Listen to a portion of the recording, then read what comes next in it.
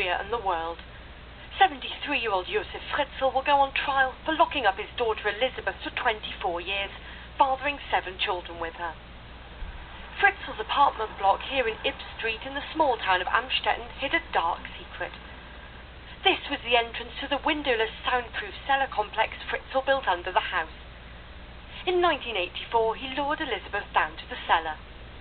3 of the children she gave birth to underground were allowed to live with Fritzl and his wife in the upstairs house.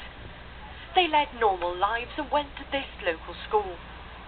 3 other children grew up in the cellar with their mother, and 1 other child died shortly after birth.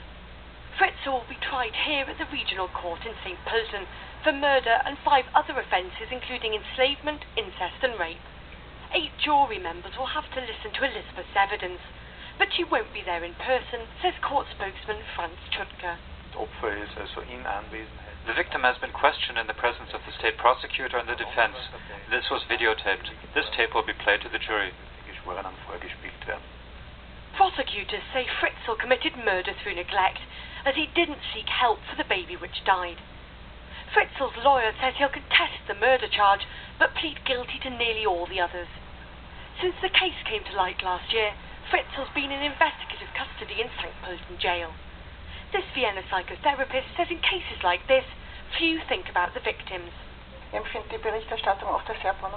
find the reporting is often very pornographic, and I have been trying since last summer to go to the media with the topic of victim protection. Hundreds of journalists are expected in St. Pölten during the trial. Large numbers of police officers will be on duty, and the court wants a no-fly zone over the buildings to make sure the trial goes ahead peacefully. Elisabeth and her children are now trying to rebuild their lives in a secret location with new identities. As for Fritzl, he faces life in prison if convicted of murder. The verdict's expected on the 20th of March.